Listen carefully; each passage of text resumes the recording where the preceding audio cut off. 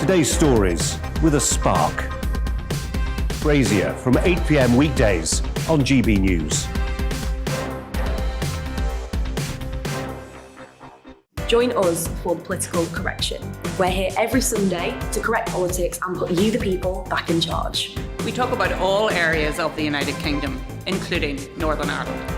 Our debate goes way beyond the Westminster Village. It's about the real country. It's about your opinion. So please, we want you to tell us what you think.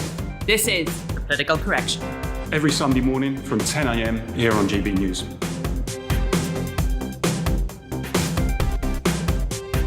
Hi, I'm Patrick Christie's. And I'm Mercy Moroki. And we're hosting a show right here on GB News, 9:30 a.m. till 12 p.m. every single weekday, called To The Point. We're going to be talking about all the big issues that matter to you at home in Britain. Absolutely, whether it's holding politicians to account, discussing what's taking place in the Channel, banging on about law and order, we're not afraid to do the absolute lot of it. Yes, and if you're thinking it, you can guarantee that we'll be saying it. Make sure you're here 9:30 a.m. till 12 p.m. every single weekday, right here on GB News for To The Point.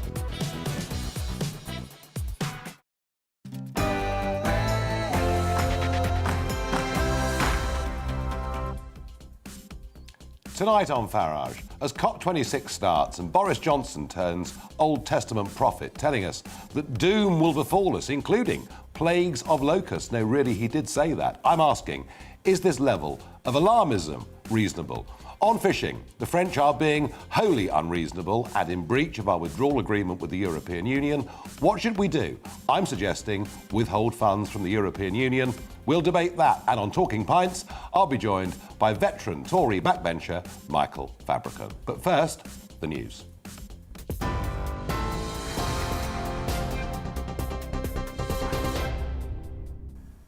Good evening, I'm Polly Middlehurst with your latest GB News. Boris Johnson has urged world's leaders to take action on climate change, telling them it's 1 minute to midnight. The Prime Minister was speaking on the opening day of the COP26 Climate Summit in Glasgow. Around 120 heads of state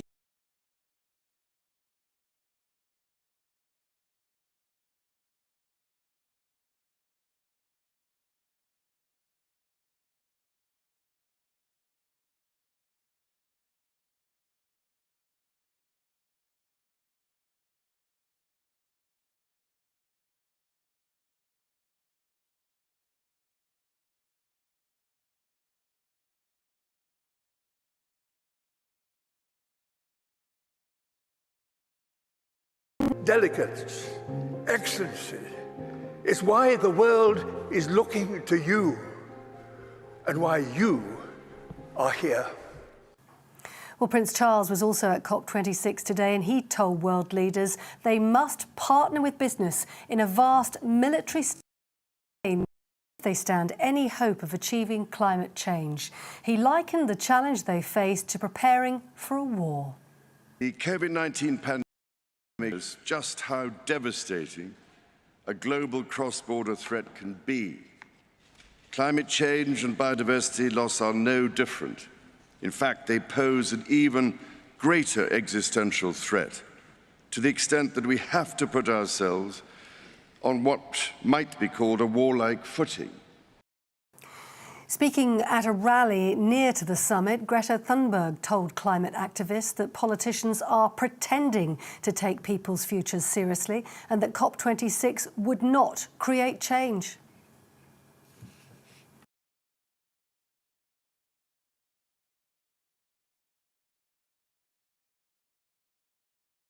Some loss of sound on that clip. We'll bring it to you later.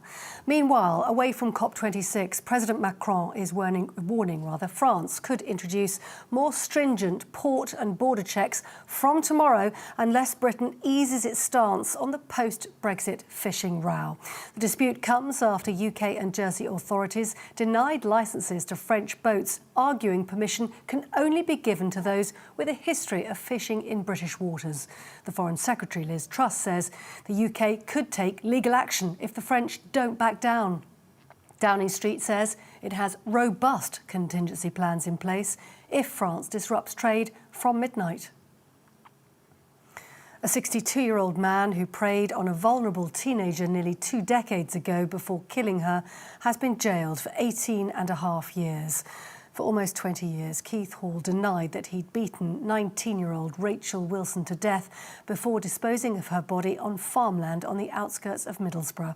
In May, he admitted the manslaughter of the teenager who he had forced into prostitution and drug use. A train driver involved in the Salisbury crash on Sunday is suffering what's called life-changing injuries. British Transport Police have said there's no evidence the train struck an object before the crash. They confirmed there were no fatalities, but that 13 people had been taken to hospital for minor injuries. National Rail Inquiries says disruption following the crash will probably continue for the next few days.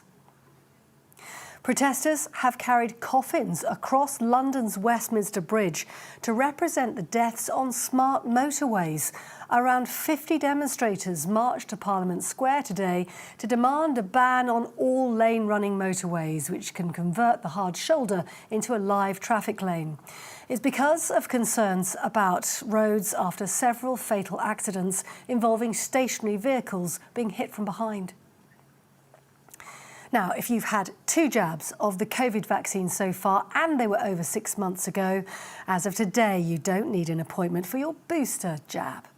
The 3rd injection is now being offered at walk-in vaccination sites, with the NHS aiming to increase jab uptake ahead of what they've described as a few challenging winter months ahead. NHS England says that more than 6 million people in the UK have already had their booster jab.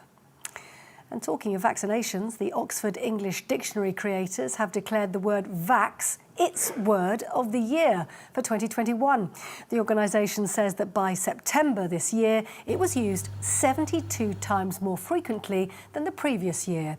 It comes after last year's report was expanded to reflect the unprecedented nature of 2020, with words like furlough, COVID-19 and the phrase Black Lives Matter among some of the most popular terms on their new list.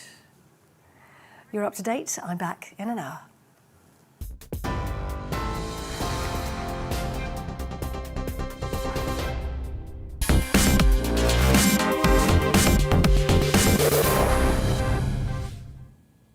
It started, COP26, the great bonanza in Glasgow that is due to last for 2 weeks. Over 25,000 delegates have arrived in Glasgow, although some have been delayed by train difficulties.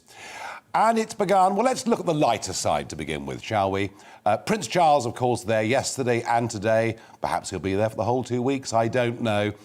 Prince Charles not getting off to the best of starts today as he walked up to the stage. And he managed to stumble. Let's have a look at Prince Charles's grand entrance to the stage of COP26. Here we go. Here we go. His big moment. And oh dear. Oh dear, oh dear, oh dear. Well, I got to tell you, that's not the last time that Prince Charles will trip over if he wants to get directly involved in politics. But that's perhaps a separate issue. We then had Joe Biden, Sleepy Joe, who really struggled in the early part of the afternoon.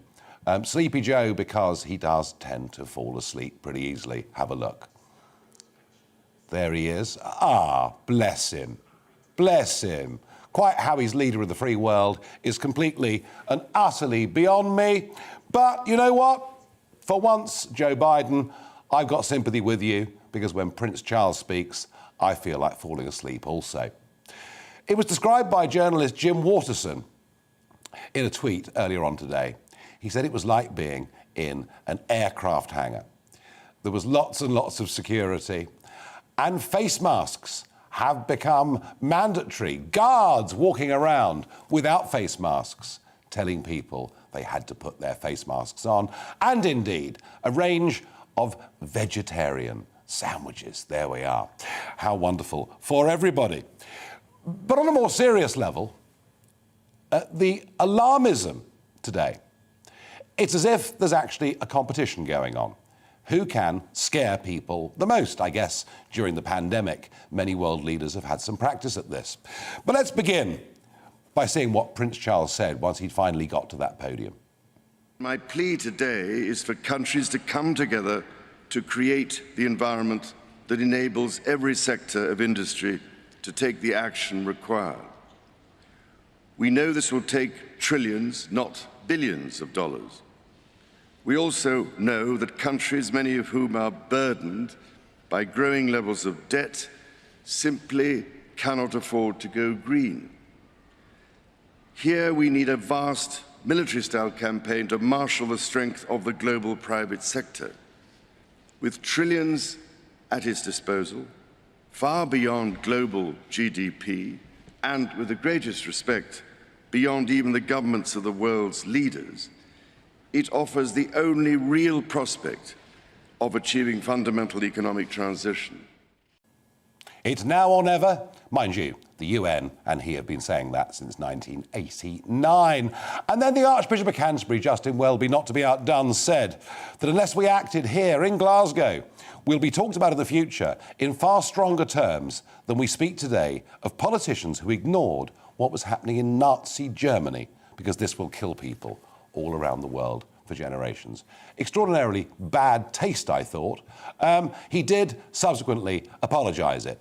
But the most important speaker today was, of course, Prime Minister Boris Johnson. Now, this is quite some journey, because back in 2013, he said, how can man have such conceit to believe that we alone will alter the future climate of the world when there are factors such as the sun?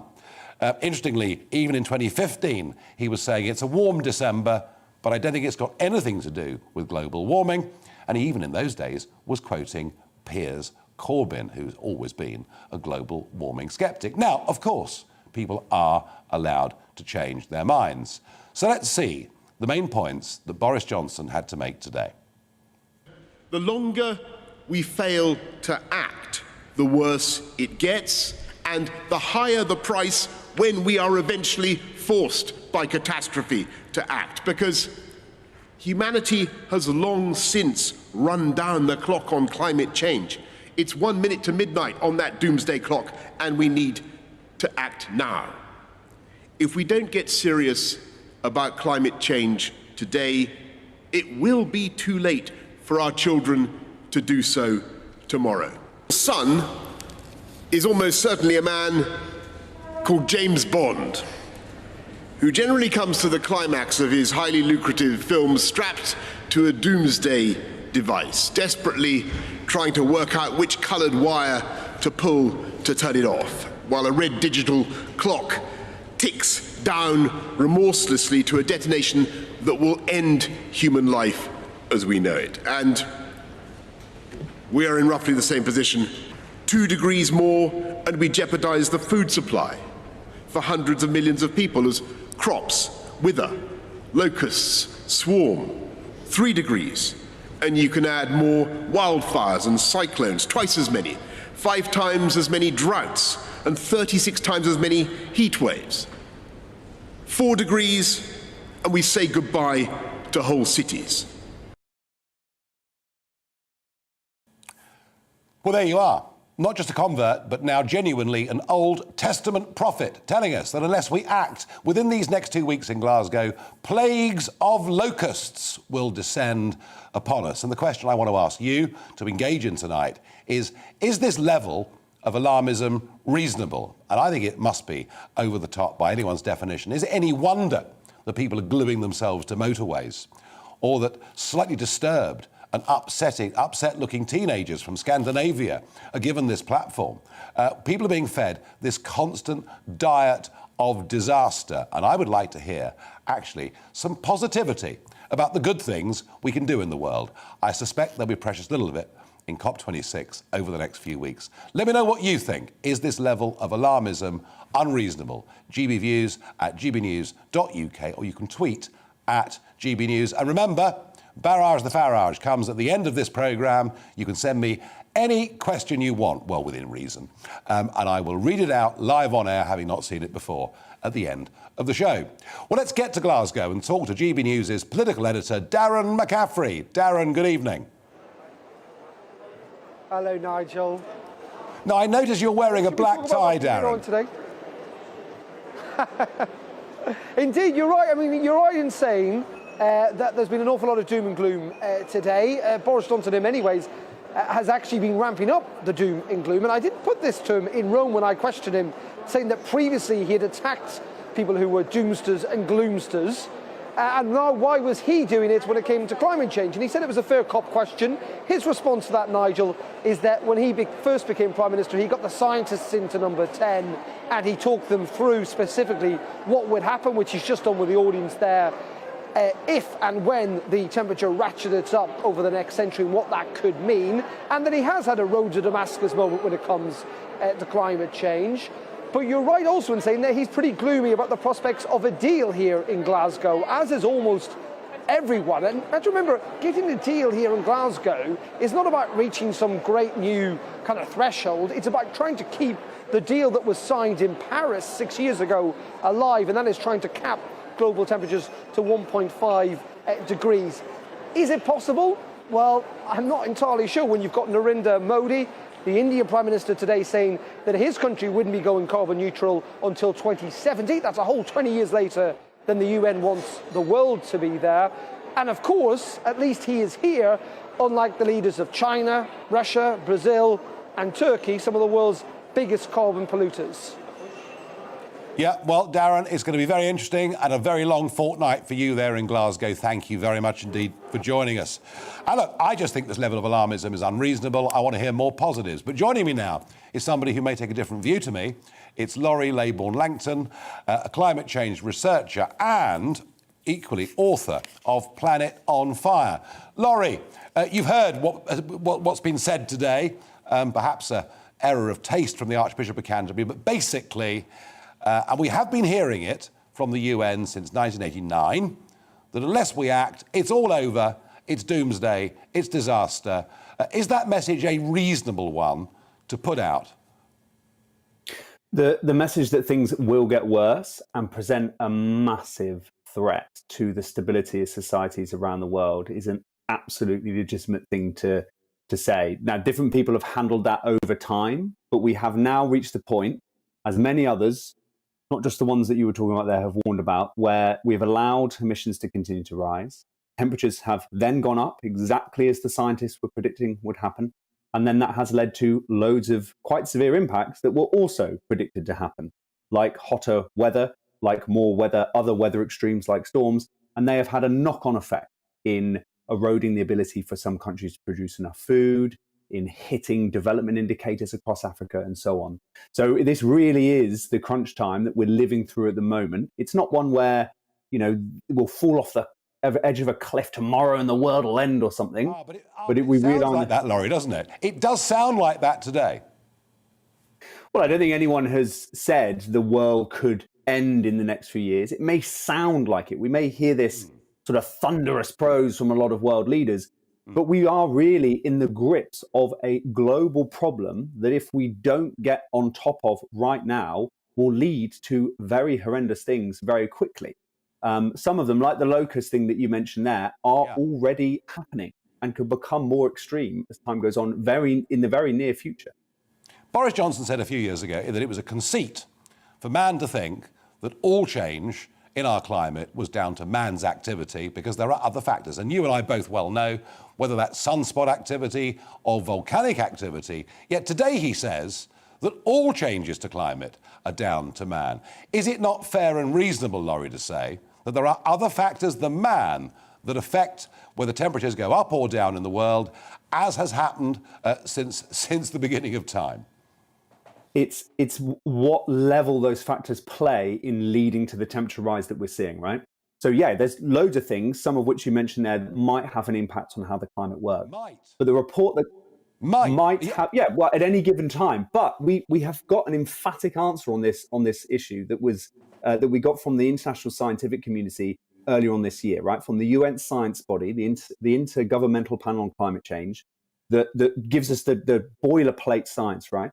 And in that report, there is a graph that isolates out the individual elements. And the human element in this case is the absolutely dominant one. So we know without any doubt that it is humans that are leading to the increase in temperature we've already seen, which is then leading to all these increasingly grim effects. OK, Laurie Laybourne-Langton, thank you for coming on GB News and very clearly putting your view. And that's the point of this channel, isn't it? We don't agree, we disagree. I question, actually, that panel, because it was actually set up to prove that climate change was happening and their graphs in the past have been wrong. But you've heard both sides of the argument. Please give me your views, gbviews@gbnews.uk. Now, fishing. The French are behaving wholly unreasonably. Not only in demanding that fishing boats that show no historic record of fishing in British waters, because they're not getting licences, they're threatening all sorts. They're threatening to increase the price of electricity to Jersey. They've even threatened to cut off the electricity to Jersey. They are threatening all sorts of sanctions and problems at various ports in France with British goods. Who knows, maybe Monsieur Macron, little Napoleon, wants to even threaten the British Christmas. I don't know. What I do know is this. Two things are very clearly highlighted for me. The first is what a rotten deal the fishing part of the Brexit withdrawal agreement was. Absolutely rotten. Over 100 French boats are allowed to fish up to a 6-mile line in this country, and they're doing so, particularly in the Eastern Channel, in a very, very environmentally damaging and degrading way.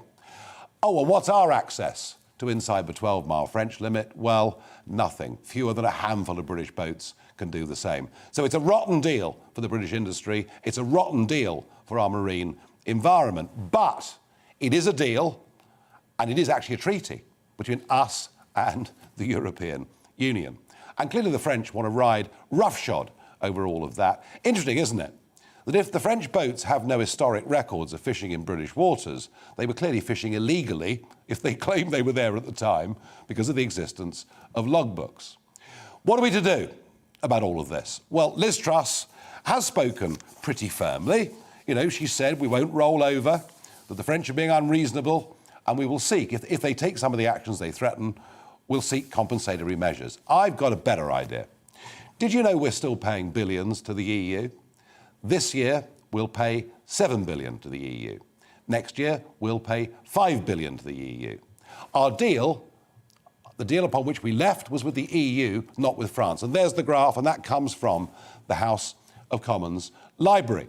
So we're still paying very large sums to Europe as part, or European Union, as part of our divorce settlement. Not something I would ever have agreed to, but that's what happened, and that's what actually, in the end, with a very tired public, won a big majority at a general election. And yet, the EU will crack down on Poland or crack down on Hungary if they don't like what they're doing, but France apparently can do what they like. My suggestion is we withhold all payments to the European Union until the French withdraw their threats. And I think that is a proportionate and a reasonable response, and one that might actually work and work quite quickly. Well, let's debate all of that. Joining me here in the studio is Dennis McShane, former Minister for Europe and former Labour MP. Also joining us is Andrew Oliver, a marine law expert at Andrew Jackson Solicitors, and Barry Dees, Chief Executive at the National Federation of Fishermen's Organisations. Barry, let's start with you. The French are being wholly unreasonable, are they not? Well, I think it's very difficult to explain what's happening at the moment in fishing terms alone. This seems to have more to do with the electoral cycle in France than the fishing issue. I mean, Brexit has been a disaster for most of the British fishing industry. Most fishermen are facing reduced fishing opportunities this year compared to when we were in the EU. Trade, of course, is automatically more difficult. And now we have, in addition to restrictions in trade, we've got these threats coming from the EU. I completely agree that these are unreasonable, belligerent noises coming from France. Nothing to do really with fishing. If it wasn't fishing, it would be something else, in my view. The problem is that this is going to cause a lot of harm. If those threats are acted on, it's going to cause harm to our vessels, our members, but I think also the French fishing industry. It's interesting that there are noises coming out, particularly from Boulogne-sur-Mer, that they're extremely worried that the supply chain will be cut. There are many businesses on both sides of the channel that depend on this trade for their businesses to survive. So, a big Barry, mess, I was talking time to de-escalate, I think. I was talking to somebody in Boulogne on Friday who made the point they import lots of salmon from the UK, and without that, their business is in trouble. What would you like to see happen, Barry? I think this needs to be put back in its box, which is a relatively minor technical issue and dealt with at that level. Take the politics out of it because it's not doing us any good. Well, if we could, that would be a good idea, but I do suspect your first answer was the right one. This is to do with other factors, such as the French presidential elections coming up next year and his loathing of Brexit. Well, let's next ask Dennis McShane. Dennis, Macron hates Brexit. I mean, he's one of the biggest believers in the European Union that we've seen from a European leader in recent years. But let's be honest, I don't like the withdrawal agreement. I'm sure you don't like it much either. But we have actually played this with a straight bat so far, and they're behaving terribly, aren't they? The withdrawal agreement was a disaster, not just for British fishermen, fishing communities, as Barry said, but so many other small and medium-sized enterprises. But it is what people said they voted for, and the fishing community was very powerful in arguing to quit the European Union. Yes. But the good news tonight is I can smell, I'm an old politician, I can smell something you've never liked, Nigel, entirely to your honour, and that's called compromise. Oh, a sellout, you mean? A compromise. Appeasing Macron. That's what you mean, isn't it? No. On the contrary, it's technically the town councillors in Jersey, but obviously it's come from the government, have issued 49 new licences. They already said they'd issued them before, but now they're going to be applied instantly. Temporary licences. Well, everything's temporary. French have a wonderful phrase that the only thing that lasts forever is the provisional. So very sensibly, HMG is saying, calm this down. Secondly, we're agreeing to negotiate under the auspices or chairmanship of the European Union with the French to try and find a solution. Because I do agree very, very much with Barry. The wording of this, I've got so many technical things I can tell you, we haven't got time, was atrocious. Very badly worded. You've got a nice guy called David Frost. He worked for me. I liked him very much. He wouldn't know one end of a fish from another. And he was in charge of producing a deal signed last December that absolutely sold out the British fishing industry. Now, games are being played. I mean, there's elections are at stake. Boris Johnson in May threatened to send in the Royal Navy to hit French fishing boats. Got huge headlines. To defend Jersey's interests. And Dennis, let's be fair, the sellout of the fishing industry started back in the 1970s. EU membership was bad for British fishing. The EEC membership, I agree, but why was Mr Johnson doing that in May? He had an election to win in Hartlepool. He had giant city elections to win in Manchester and Birmingham, Liverpool, and the rest of it. I've got a little map here. I don't know if it can appear on screen. So it's only a Google map. That's all right. Here you've got the Channel Islands fishing area. They're called the Île Normande in French, Normandy Islands. As you can see, they're a long way away from England. Imagine the Isle of Wight. That matters not. That's irrelevant. All right. You and I weren't there at the history when all this started. Imagine if the Isle of Wight was French. It's not. But we've got scores of small French family fishing boats, not giant trawlers that go out into the Atlantic and catch our cod, mainly owned by foreigners now. Now, there's been an absolute problem with people playing games, I think, all around the park. I'm not excusing the French. I certainly think Mr Johnson needs a constant fight over Brexit or Brexit that to keep his political base happy. He wants you to support him, Nigel. Dennis, I'd love to support him. And of course I believe in Brexit. I think there are too many French boats already inside our 6 to 12 mile limit. The environmental damage I've seen myself, I don't like it. Andrew Oliver, marine law specialist. It seems to me we could just give in. And Dennis McShane may be right. We may once again allow a lot of boats into our waters who've got no historic records and therefore clearly were fishing illegally. I've suggested withholding funds from the European Union budget. How do you see all of this from a legal perspective, given that there was, not that I liked it, a treaty between us and the European Union? Well, asking for a track record to gain access to waters is absolutely a standard fisheries management tool. It's a management tool that we've used for years and years. And in my view, the French are being asked to do nothing more than the UK fishermen are asked to do on a regular basis. As a fishery lawyer, I've got probably about 6 clients at the moment, UK fishermen, who are being asked to provide some form of track record to allow them to access either a bass fishery or a scallop fishery. So this principle of a track record and demonstrating that you've fished in a particular area is absolutely standard. And therefore there is, in some respects, I don't see what all the fuss is about. And I suspect Barry, in many respects as a fisheries expert as well, will say, well, this is, standard stuff. It happens, bread and butter. It happens every day of the week coming across my desk. Some fishermen saying, well, they won't let me in here. They won't give me a rod license for bass.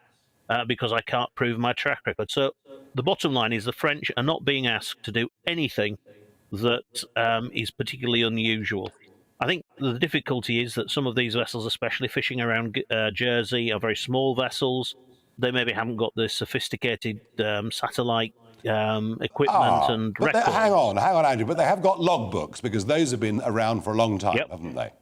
So if they haven't got logbook records, they're trying it on, aren't they?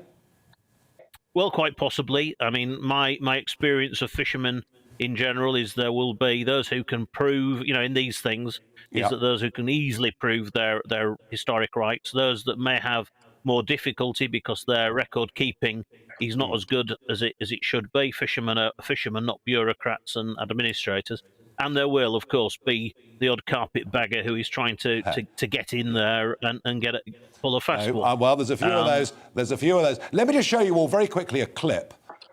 This film was taken inside the British 6 Mile line. Here it is. This boat was inside the 6 Mile line off the southern Cornish coast on the 8th of October. You can very clearly see the name of the vessel. I've had to take the sound out because the British fishermen were, how can I put it, urging the French boat, very robust, not to be in our waters. And I'm going to send this clip. This is going to go to the Fisheries Minister, George Eustace, because if they're impounding our boats, it's about time we acted. Gentlemen, thank you all very much for joining me on this debate, and we'll come back to this at some point before long. In a moment, we'll talk about an election taking place in Virginia, USA tomorrow, for the state governor. It's a seat the Democrats have held for years. The Republicans could just do it tomorrow. What's going on in US politics?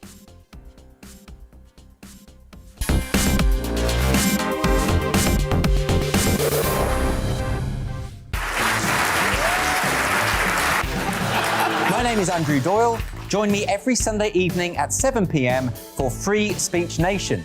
This is a show where we address current affairs and news stories of the week with the help of 2 wonderful comedian panellists. I brought in comics because I want to give it a lighter edge, and also they work for less. See you there.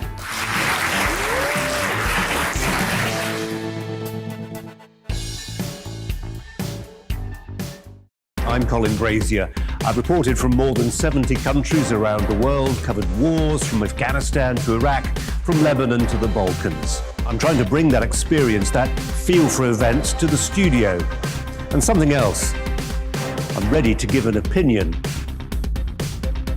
Today's stories with a spark. Brazier from 8 p.m. weekdays on GBNews. Join us for Political Correction. We're here every Sunday to correct politics and put you, the people, back in charge. We talk about all areas of the United Kingdom, including Northern Ireland. Our debate goes way beyond the Westminster Village. It's about the real country. It's about your opinion. So please, we want you to tell us what you think. This is Political Correction. Every Sunday morning from 10 a.m. here on GBNews.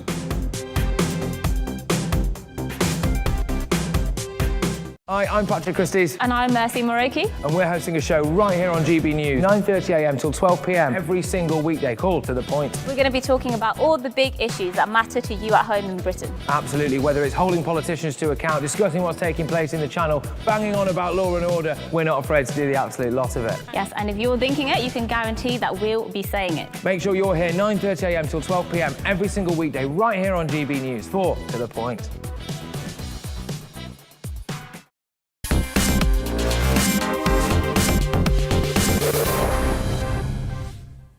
Is the COP26 alarmism reasonable? A viewer on Twitter says, I wonder how many emissions there will be from the towels and bedding, washing and tumble drying, plus the cars and flights from all those at COP26, including 400 private jets that have arrived in Glasgow and Edinburgh. Paul on GB Views says it should be called Cop-Out 26. Well, I think Flop 26 is more likely by the end of it all. Laura says the voters won't forget about all this at the ballot box. People didn't vote for this. A very firm point. And David says, I'm sick of hearing about how climate change will affect us. Boris and his locust story is beyond belief. Now, the Democrats have been in power, at least the president's been in power, since January. And yet things are going very, very wrong. A poll put out by NBC, which asked which party better handles specific issues, and the Republicans hold double-digit advantages on border security, indeed that one by 27 points, inflation by 24 points, crime, I mean, here it is, look at it, it's unbelievable. National security, the economy, getting things done. The Biden presidency is in some trouble. The Kamala Harris vice presidency in some trouble. 71% of Americans in this NBC poll say that they believe that the country is headed in the wrong direction, up 8 points since August. So there is a big level of disquiet. And into all of this, there is an election tomorrow in Virginia for the state governor. And Glenn Youngkin is the Republican challenger. Terry McAuliffe has been, for 4 years, the governor of Virginia. And this has always been, you know, for a long, long time, a safe Democrat seat. And yet polls suggest that there is a real challenge now coming from the Republicans. Well, joining me all the way from New York is Hank Scheinkopf, a Democrat strategist who worked with Bill Clinton and Michael Bloomberg on their political campaigns. Very good to have you back on here with us this evening. Something's not going very well, is it? Is it Biden that's bringing the whole party down? It's not just Biden. You know, Americans respond to the slightest bit of chaos by moving to the right. Frankly, we've seen this before. Richard Nixon goes back to 68, if you think about it. Ronald Reagan, his response to Iran, the Iran hostage situation. Again, things out of control. Whenever there's a sense that things are out of control, Americans respond and they do something that, you know, some incumbents might not like. And the other thing that's unusual here, very important to note, is the elections tomorrow, which is not even a by-election, are kind of the midterms for intents and purposes. Very unusual. And a response to Biden's problems, which are he can't get that bill, that stimulus bill passed in the Congress. The left is making his life miserable, as is the right. COVID has come back a bit. The economy is not doing as well as it should. All of the things he thought that could be righted and the people thought could be righted, he has not been able to do. Is there not, Hank, also a question of competence? I mean, let's be frank, and I teased a bit earlier on in the show with him sort of closing his eyes at COP26, but does he look competent to run the country and to be leader of the free world?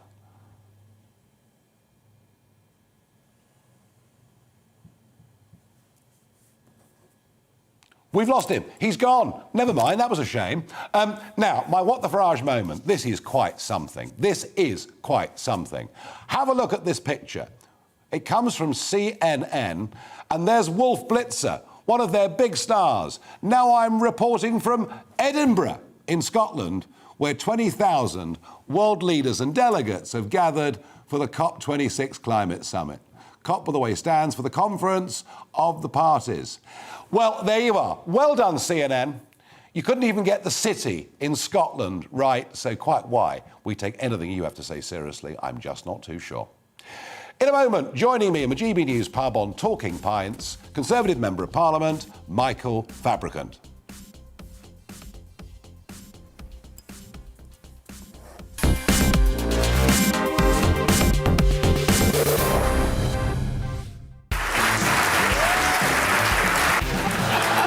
name is Andrew Doyle. Join me every Sunday evening at 7 p.m. for Free Speech Nation. This is a show where we address current affairs and news stories of the week with the help of two wonderful comedian panellists. I brought in comics because I want to give it a lighter edge, and also they work for less. See you there.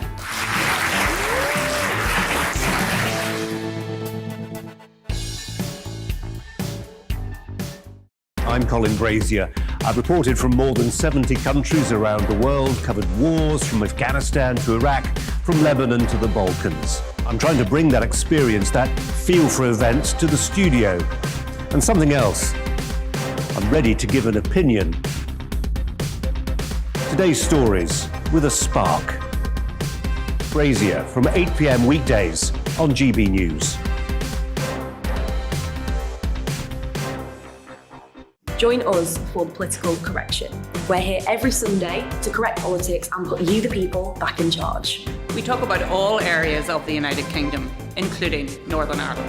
Our debate goes way beyond the Westminster Village. It's about the real country. It's about your opinion. So please, we want you to tell us what you think. This is Political Correction. Every Sunday morning from 10 a.m. here on GB News.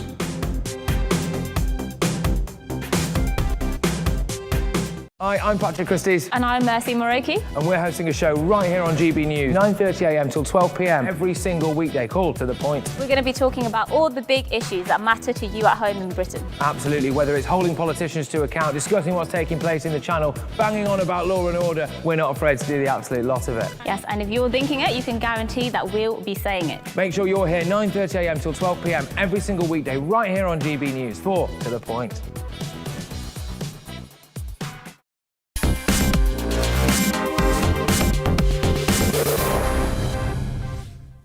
It's my favourite time of the day. The GB News pub is open, and joining me in it tonight is Conservative Member of Parliament, Michael Fabricant. Michael, welcome. Thank you very much. To the GB News pub.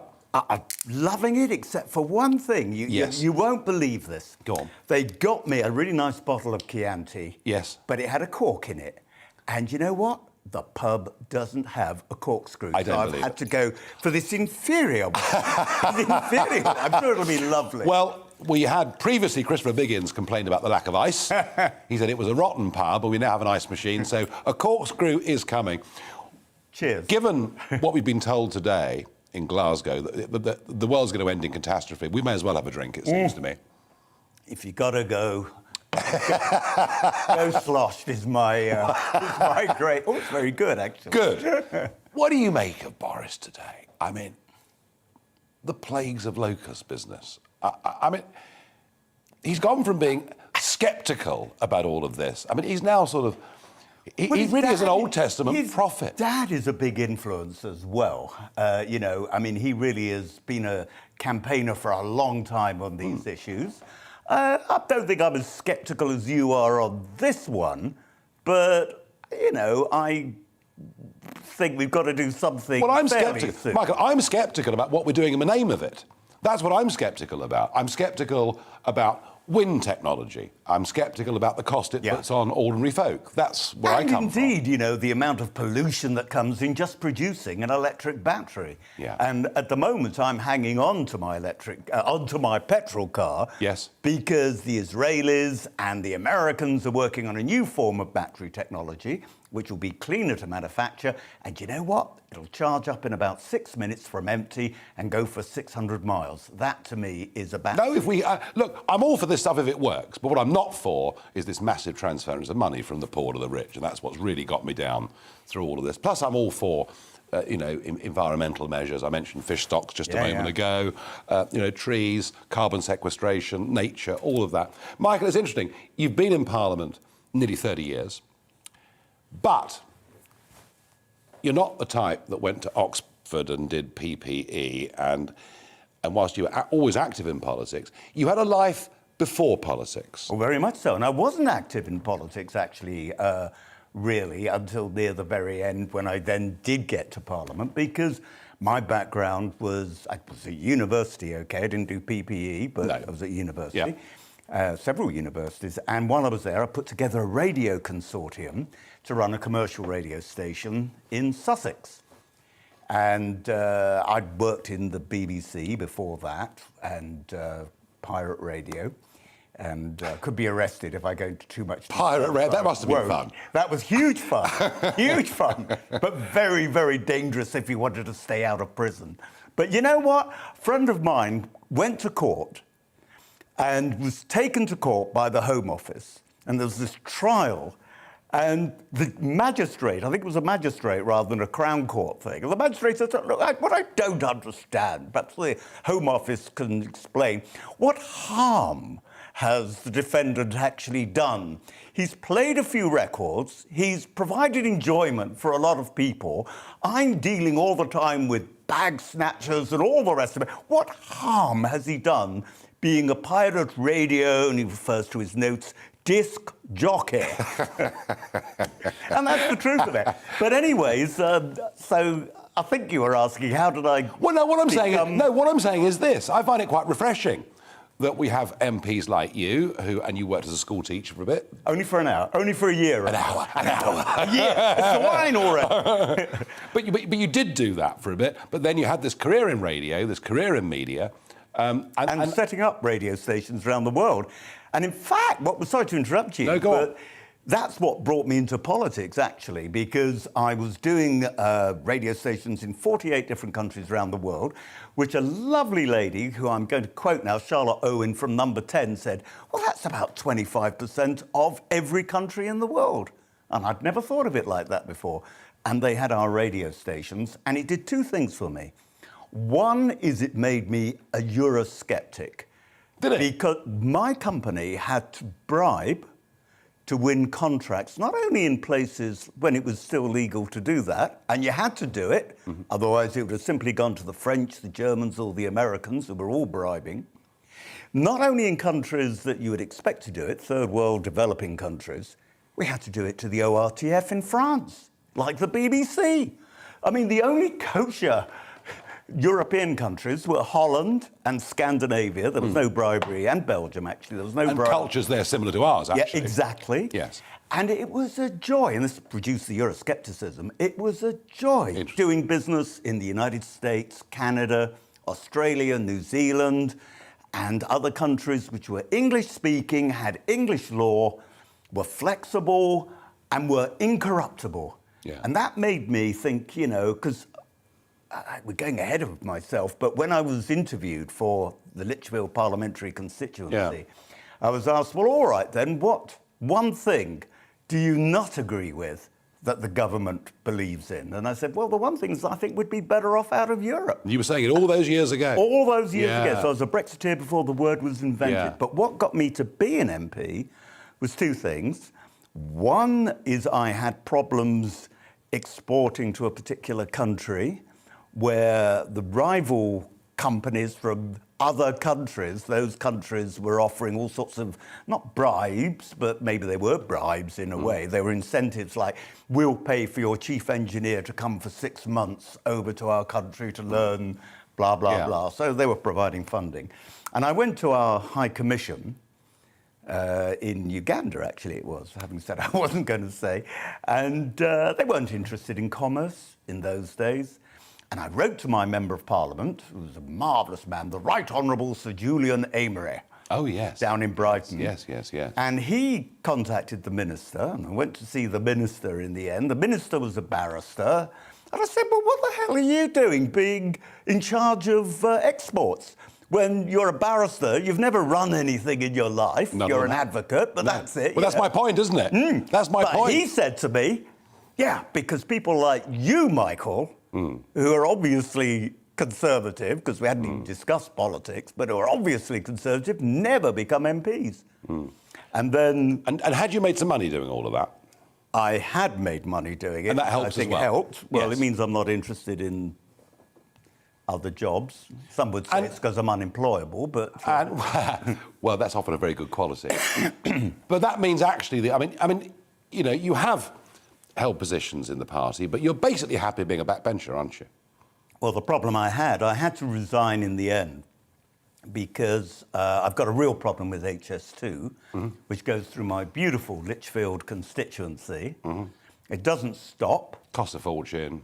And it's not even connected to anything. So, I mean, here's me, a big Eurosceptic. But and actually, the train service from Lichfield to London is pretty blooming good anyway. It is. Yeah. You've got to come up. You know, what is it, an hour and 15 minutes or something like that? If you go on the Pendolino, it's about an hour and 6 minutes. Is it? Yeah. And if you go on the slow train, it's actually 1 hour 35, and it's fine. Yeah. It's fine. Yeah. And it's direct. So that was a problem for you. So that was a problem. But also, the growth of the rise of UKIP was becoming a problem for you, wasn't it? Well, this is right. And can we just get something on the record now? Yeah. And that is, this is the first time, David Cameron, if you're watching this, I want you to make a note of this, and the Chief Whip at the time, make a note of this.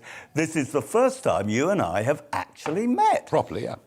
Properly, yeah. We were at a dinner together once, and we were looking at each other, but it's the first time we properly met. Yeah. Yeah, and what I said, I was in charge of running our by-elections at the time, which actually we used to win. And I wrote a paper called The Pact. And in order to get publicity, because I got nowhere with number 10 over this, David Cameron, lovely guy, but he would go very pink in the face and get very angry as soon as I mentioned anything about this. So I thought, bugger it, we're going to get this now. He didn't like me very much. He didn't like me. He didn't like you at all, because I will tell you, God, this sounds so creepy, but I will tell you, I said to him, Nigel Farage should be knighted, at least. Why? He has changed the face of the United Kingdom for the better. And if it hadn't been for him, you know, we'd still be in the European Union. The wretched. Anyway, he went very pink in the face about that as well. Like but that. the point of the whole thing was that I came up with this thing called The Pact, which got a lot of publicity at the time, and which said, basically, unless we have a pact with UKIP, or do something else, because I never thought we would have a pact with UKIP, another party, that wouldn't happen, or do something else, which did happen. Like offer a referendum. Like a referendum. Yes. We'll never really get a real government, because a lot of Conservatives feel very depressed about... But here's the funny thing, Michael. When you were talking about a pact, and a lot of the press were speculating around this as well, the irony of it all was, actually, in the 2015 general election, Cameron got the majority because of the number of Labour people that voted for this. And this was an issue that crossed, I think, left-right politics. Absolutely. Remarkably. And it's, look, I've been moaning about fishing tonight, and with good reason. I can't stand the Northern Ireland thing, but it is done. It's over. There's no going back. So what's the next big crusade for you? You're still there in Parliament. What's the next big thing that you want to really get involved in? Well, the big thing I'm involved with at the moment is the HS2 issue, trying to mitigate. Can we still turn that? Can we still stop that? Well, I don't think it'll go ahead in its original form. My crusade, which I will never win, is to actually go back to the original plan for HS2. And you know what that would have been? That would have been that HS2 would have gone into the mainline stations like Birmingham New Street. Instead, it's in a standalone station. That it would link in with HS1, because although I'm a Eurosceptic, I'm a Europhile, i.e. I like Europe. I like the European countries. Of course. Well, I mean, all Eurosceptics do, in my experience. It's just the European Union. Yeah. And, of course, they're terrified, by the way. I mean, the whole fishing thing, if we can just go back to that for a moment, is Macron is terrified. On April the 10th next year, he's got a general election. He is doing lousily in the polls. And those posters, Frexit, which I see all over, well, at least when I was travelling to France before COVID, you see all over lampposts and everything, is a big, strong movement. That's why the Prime Minister of France said, can't have Britain being successful. Next big thing, it'll be whatever, you know, comes along at the time. Yeah, but well, I would love to see, though, you know, the original plan for HS2. You get on at Birmingham New Street or Manchester Piccadilly, wake up in Well, you've Paris. got a big battle on Now this. you've got to keep changing You've got a big battle on this, and I'm with you completely on it. I think it's ridiculous to spend this amount of money, given where we are at this moment in time. One last quick thought. You were there for the budget last week. Was that a Conservative budget? It was a pragmatic budget. There are times, you know, when you've got to be a little bit diplomatic. It was a pragmatic budget in difficult circumstances. Now, you can tell, folks, from a language, Michael Fabricant is not leaving politics anytime soon, but we thank him for coming in with us on Talking Pints.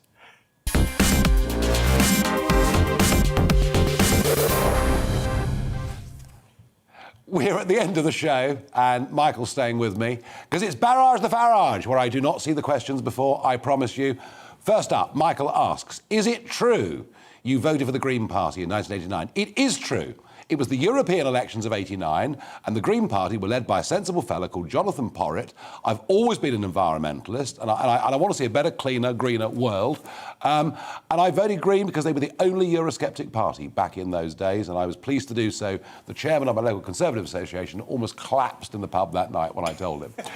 A viewer on GBNews asks, is climate change just another Project Fear? It's a good point, that. Is it Project Fear? Or is there more to it? It's becoming that way. We've got to actually be constructive about this. Yes. We can make a greener, better, safer world.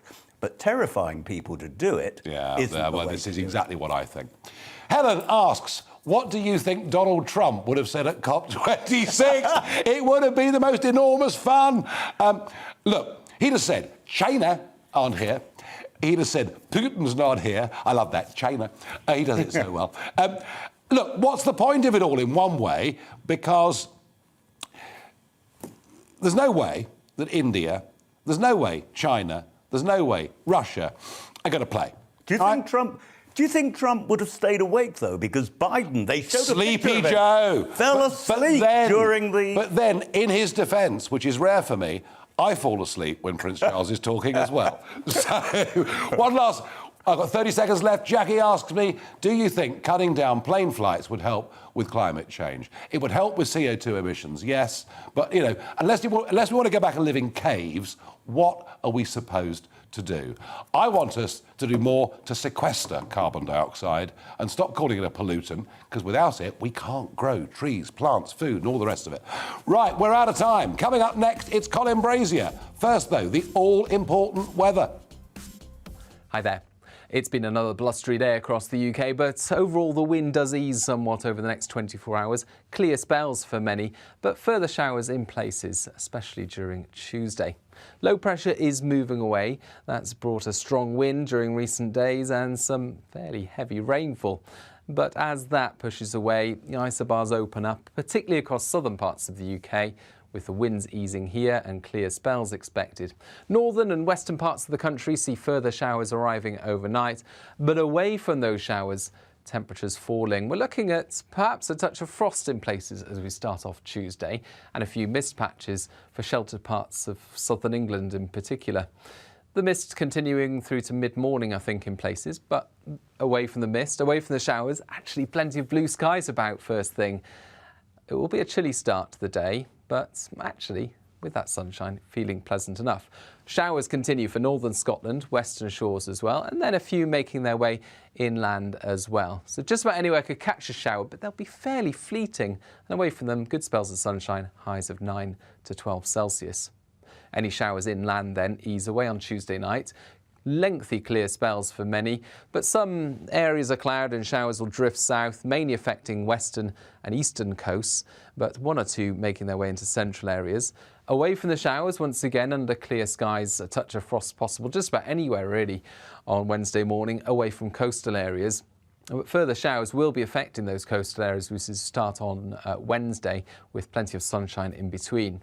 And on the whole, Wednesday looks like a fine, bright day. The wind pushing showers into North Sea coasts, further showers for parts of West Wales, Cornwall, northern Scotland, Northern Ireland. It will feel cold in that wind as well, and temperatures on Wednesday and Thursday below average across the country. By Friday, fewer showers, a little milder. On Tonight Live, it's Mark Dolan in for Dan Wootton. My big question guest is one of the best-known politicians in the country, Neil Hamilton, the new leader of UKIP. We'll talk Boris, Brexit and global Britain, plus his life in the celebrity spotlight with the lovely Christine. Spurs are looking for a new manager, COVID cases are down, and the PM says it's 1 minute to midnight for the climate. We'll debate all of that. And in my monologue, when it comes to COVID and climate,